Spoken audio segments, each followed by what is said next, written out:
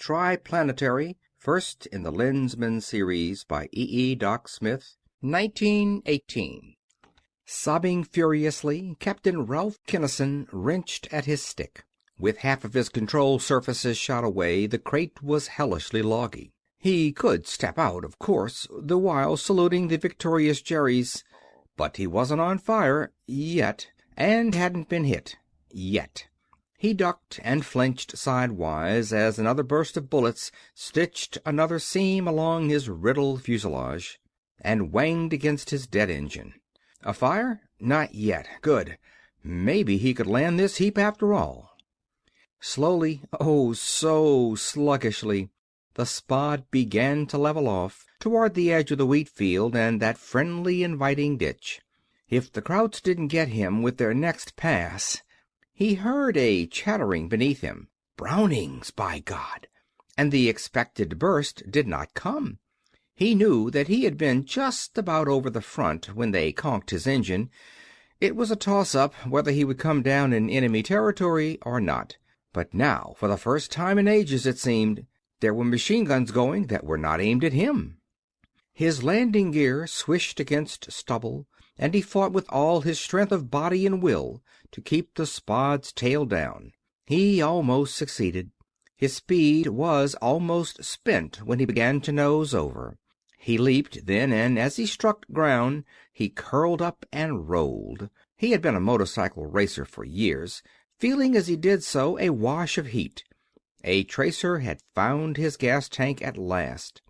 Bullets were thudding into the ground. One shrieked past his head as, stooping over, folded into the smallest possible target, he galloped awkwardly toward the ditch.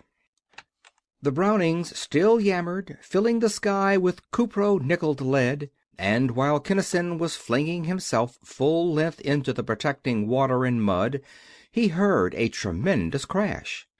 One of those Huns had been too intent on murder, had stayed a few seconds too long, had come a few meters too close. The clamor of the guns stopped abruptly. "We got one! We got one!" A yell of exultation. "Stay down! Keep low, you boneheads!" roared a voice of authority, quite evidently a sergeant's. "Want to get your block shot off? Take down them guns. We got to get to hell out of here. Hey, you flyer, are you okay? Or wounded, or maybe dead?" Kinnison spat out mud until he could talk. "Okay," he shouted, and started to lift an eye above the low bank. He stopped, however, as whistling metal, sheeting in from the north, told him that such action would be decidedly unsafe. "But I ain't leaving this ditch right now. Sounds mighty hot out there." "You said it, brother. It's hotter than the hinges of hell, for behind that ridge over there. But ooze down that ditch a piece, around the first bend. It's pretty well in the clear there, and besides, you'll find a ledge of rocks running straight across the flat. Cross over there and climb the hill. Join us by that dead snag up there. We got to get out of here. That sausage over there must have seen this shindig, and they'll blow this whole damn area off the map. Snap it up. And you Goldbricks, get the lead out of your pants." Kinnison followed directions. He found the ledge and emerged, scraping thick and sticky mud from his uniform. He crawled across the little plain. An occasional bullet whined through the air far above him, but, as the sergeant had said, this bit of terrain was in the clear. He climbed the hill, approaching the gaunt, bare tree trunk. He heard men moving and cautiously announced himself.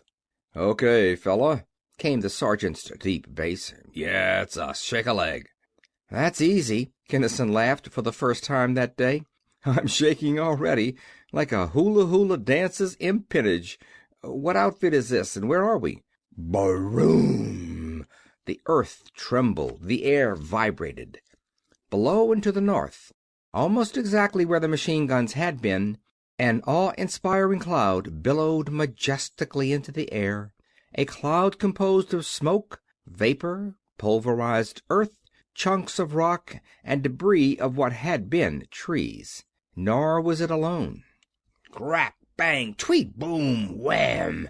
Shells of all calibers, high explosive and gas, came down in droves. The landscape disappeared.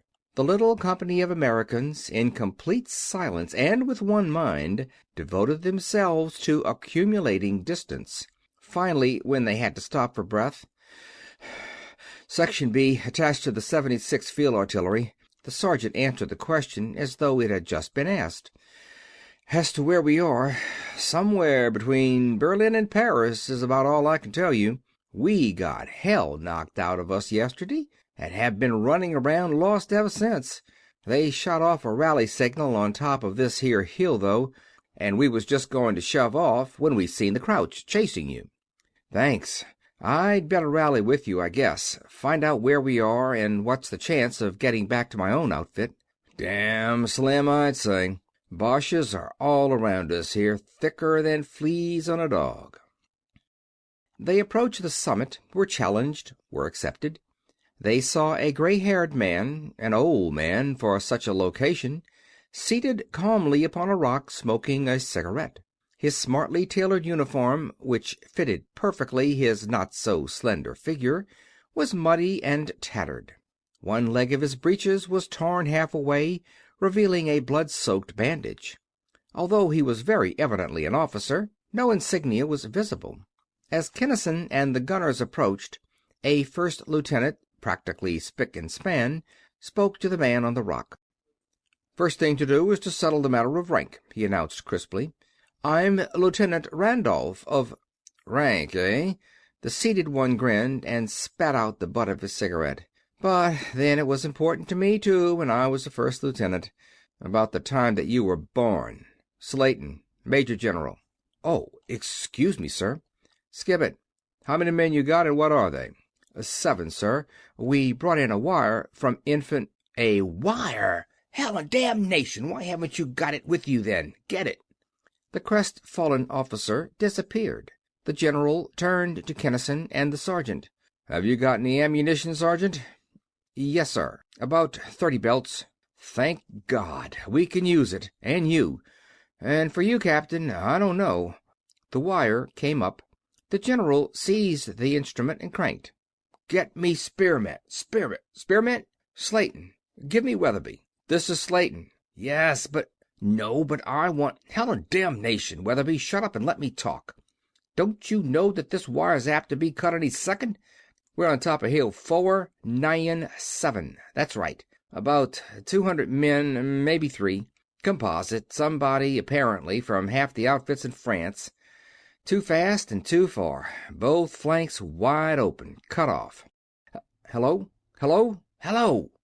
He dropped the instrument and turned to Kinnison.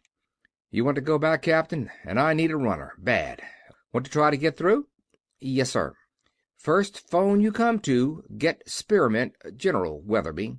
Tell him Slayton says that we're cut off, but the Germans aren't in much force nor in good position, and for God's sake to get some air and tanks in here to keep them from consolidating.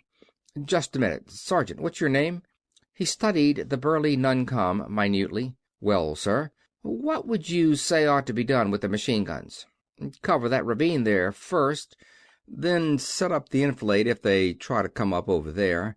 Then if I could find any more guns, I'd—" "Enough, Second Lieutenant Wells. From now on, GHQ will confirm. Take charge of all the guns we have. Report when you have made disposition. Now, Kinnison, listen. I can probably hold out until tonight. The enemy doesn't know yet that we're here, but we are due for some action pretty quick now, and when they locate us, if there aren't too many of their own units here, too, they'll flatten this hill like a table. So tell Weatherby to throw a column in here as soon as it gets dark, and to advance 8 and 60 so as to consolidate this whole area. Got it?" "Yes, sir." "Got a compass?" "Yes, sir." "Pick up a tin hat and get going. A hair north of due west, about 1.5 kilometers. Keep cover, because the going will be tough. Then you'll come to a road. It's a mess, but it's ours, or was at last accounts, so the worst of it will be over. On that road, which goes southwest about 2 kilometers further, you'll find a post. You'll know it by the motorcycles and such. Phone from there. Luck." Bullets began to whine, and the general dropped to the ground and crawled towards a coppice, bellowing orders as he went. Kinnison crawled, too, straight west, availing himself of all possible cover, until he encountered a sergeant major reclining against the south side of a great tree. "Cigarette, buddy?" that white demanded. "Sure. Take the pack. I've got another that'll last me, maybe more, but what the hell goes on here? Who ever heard of a major general getting far enough up front to get shot in the leg? And he talks as though he were figuring on kicking the whole German army. Is the old bird nuts or what?" "Not so you would notice it. Did you ever hear of old Hell and Damnation Slayton? You will, buddy, you will. If Pershing doesn't give him 3 stars after this, he's crazier than hell. He ain't supposed to be on combat at all. He's from GHQ and can make or break anybody in the AEF. Out here on a look-see trip and couldn't get back. But you got to hand it to him. He's getting things organized in great shape. I came in with him. I'm about all that's left of them that did. Just waiting for this breeze to die down. But it's getting worse. We'd better duck over there." Bullets whistled and stormed, breaking more twigs and branches from the already shattered, practically denuded trees. The two slid precipitately into the indicated shell hole, into stinking mud. Wells's guns burst into action. "Damn, I hated to do this," the sergeant grumbled. "On account of I just got half dry." "Wise me up," Kinnison directed. "The more I know about things, the more apt I am to get through. This is what is left of 2 battalions and a lot of casuals. They made objective, but it turns out the outfits on their right and left couldn't, leaving their flanks right out in the open air. Orders came in by Blinker to rectify the line by falling back, but by then it couldn't be done. Under observation." Kinnison nodded. He knew what a barrage would have done to a force trying to cross such an open ground in daylight. "One man could probably make it, though, if he was careful and kept his eyes wide open," the sergeant major continued. "But you ain't got no binoculars, have you?" "No." "Get a pair easy enough. You saw them boots without any hobnails in 'em, sticking out from under some blankets?" "Yes, I get you." Kinnison knew that combat officers did not wear hobnails, and usually carried binoculars. How come so many at once? "Just about all the officers that got this far. Conniving, my guess, is behind old Slayton's back. Anyway, a Kraut aviator spots him and dives. Our machine guns got him, but not until after he heaved a bomb.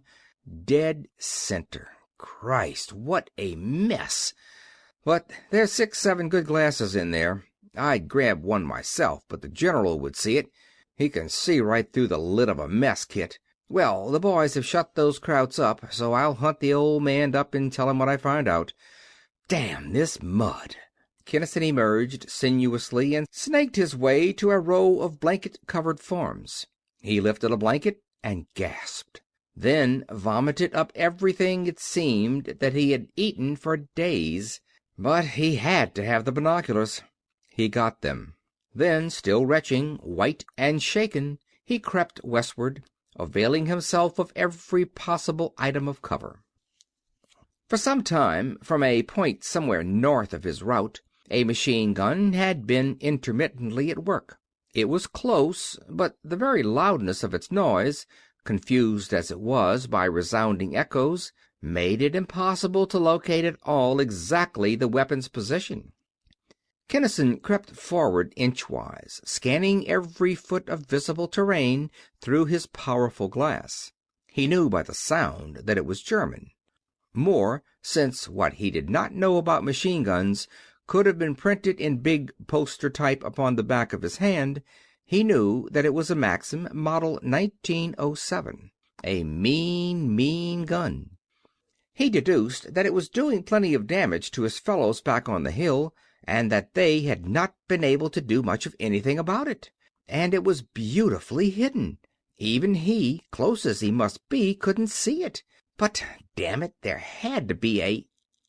Minute after minute, unmoving save for the traverse of his binoculars, he searched, and finally he found a tiny plume, the veriest wisp of vapor, rising from the surface of the brook. Steam. steam from the cooling jacket of that Maxim 1907, and there was the tube.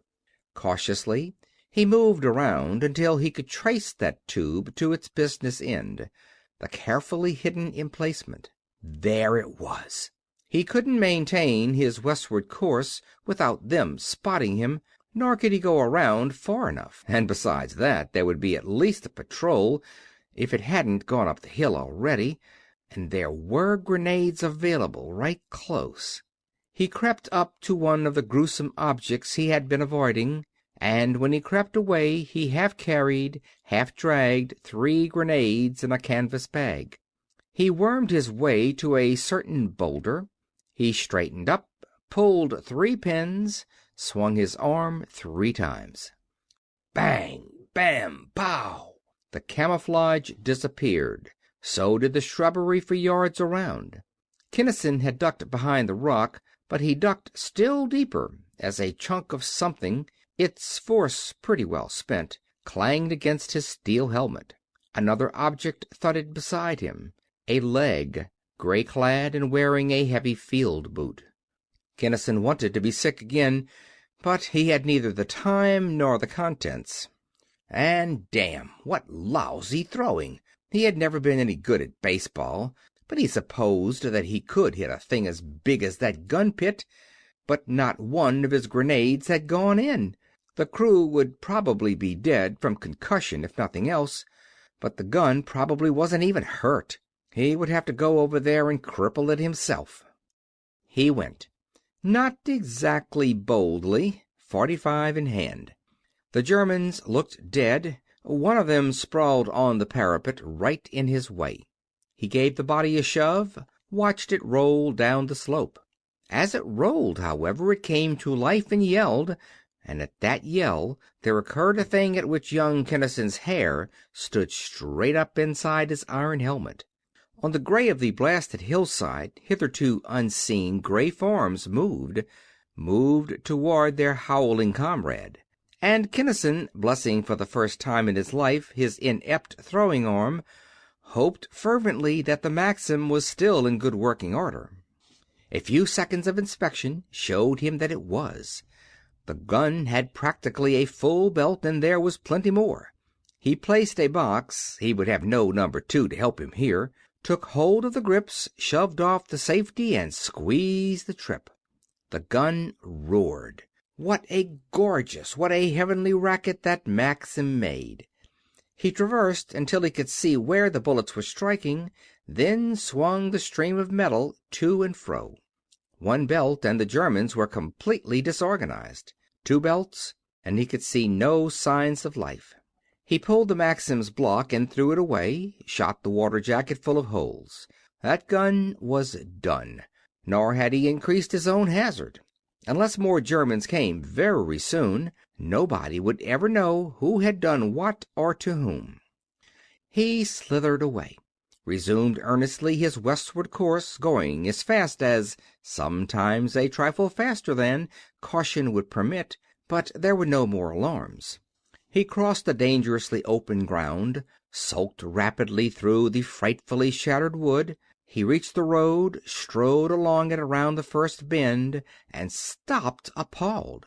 He had heard of such things, but he had never seen one, and mere description had always been, and always will be, completely inadequate.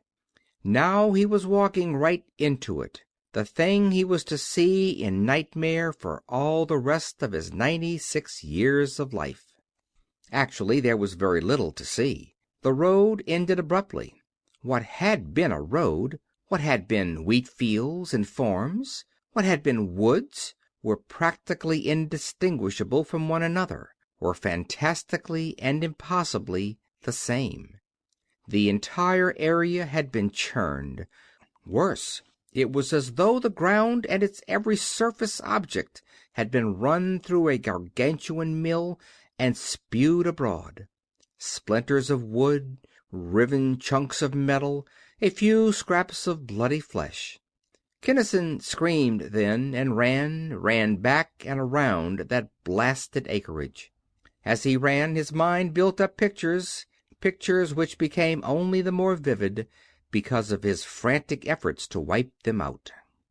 That road, the night before, had been one of the world's most heavily traveled highways. Motorcycles, trucks, bicycles, ambulances, kitchens, staff cars, and other automobiles. Guns, from 75s up to the big boys, whose tremendous weight drove their wide caterpillar treads inches deep into solid ground. Horses, mules, and people, especially people like himself. Solid columns of men marching as fast as they could step. There weren't trucks enough to haul them all. That road had been crowded, jammed, like State and Madison at noon, only more so. Overjammed, with all the personnel, all the instrumentation and incidentalia, all the weaponry of war. And upon that teeming, seething highway there had descended a rain of steel-encased high explosive. Possibly some gas, but probably not. The German High Command had given orders to pulverize that particular area at that particular time, and hundreds or perhaps thousands of German guns, in a micrometrically synchronized symphony of firepower, had pulverized it. Just that, literally, precisely. No road remained, no farm, no field, no building, no tree or shrub. The bits of flesh might have come from horse or man or mule. Few indeed were the scraps of metal which retained enough of their original shape to show what they had once been. Kinnison ran, or staggered, around that obscene blot and struggled back to the road. It was shell-pocked, but passable. He hoped that the shell holes would decrease in number as he went along, but they did not. The enemy had put this whole road out of service, and that farm, the PC, ought to be around the next bend. It was, but it was no longer a post of command.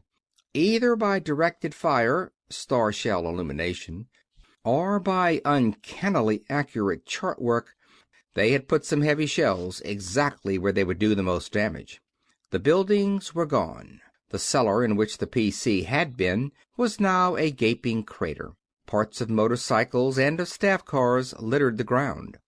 Stark tree trunks, all bare of leaves, some riven of all except the largest branches, a few stripped even of bark, stood gauntly.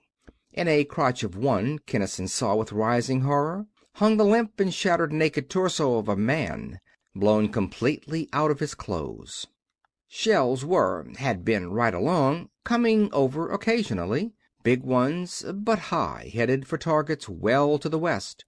Nothing close enough to worry about. 2 ambulances, a couple of 100 meters apart, were coming, working their way along the road between the holes. The first one slowed, stopped. "Seen anybody? Look out! Duck!" Kinnison had already heard that unmistakable, unforgettable screech, was already diving headlong into the nearest hole. There was a crash as though the world were falling apart. Something smote him, seemed to drive him bodily into the ground. His light went out. When he recovered consciousness, he was lying upon a stretcher. 2 men were bending over him. "What hit me?" he gasped. "Am I—" He stopped. He was afraid to ask. Afraid even to try to move, lest he should find that he didn't have any arms or legs. "A wheel and maybe some of the axle of the other ambulance is all," one of the men assured him. "Nothing much. You're practically as good as ever. Shoulder and arm bunged up a little, and something, maybe shrapnel though, poked you in the guts. But we've got you all fixed up, so take it easy and—" "What we want to know is," his partner interrupted, "is there anybody else alive up here?" Kinnison shook his head. "Okay, just wanted to be sure. Lots of business back there, and it won't do any harm to have a doctor look at you." "Get me to a phone, as fast as you can," Kinnison directed, in a voice which he thought was strong and full of authority, but which, in fact, was neither. "I've got an important message for General Weatherby, at Spearmint." "Better tell us what it is, hadn't you?" The ambulance was now jolting along what had been the road. "They've got phones at the hospital where we're going, but you might faint or something before we get there." Kinnison told, but fought to retain what consciousness he had. Throughout that long, rough ride he fought. He won. He himself spoke to General Weatherby. The doctors, knowing him to be a captain of aviation, and realizing that his message should go direct, helped him to telephone. He himself received the general's sizzlingly sulphurous assurance that relief would be sent, and that quadruply qualified line would be rectified that night. Then someone jabbed him with a needle, and he lapsed into a dizzy, fuzzy coma from which he did not emerge completely for weeks. He had lucid intervals at times, but he did not, at the time or ever, know surely what was real and what was fantasy. There were doctors, operations. There were hospital tents, into which quiet men were carried, from which still quieter men were removed. There was a larger hospital built of wood. There was a machine that buzzed and white-clad men who studied films and papers. There were scraps of conversation. "Belly wounds are bad," Kinnison thought. He was never sure that he heard one of them say. "And such contusions and multiple and compound fractures as those don't help a bit. Prognosis unfavorable, distinctly so. But we'll soon see what we can do. Interesting case. Fascinating. What would you do, Doctor, if you were doing it?" "I'd let it alone," a younger, stronger voice declared fervently. "Multiple perforations, infection, extravasation, edema. I'm watching, Doctor, and learning." Another interlude, and another, and others, until, finally, orders were given that Kinnison did not hear at all. "Adrenaline! Massage! Massage the hell out of him!"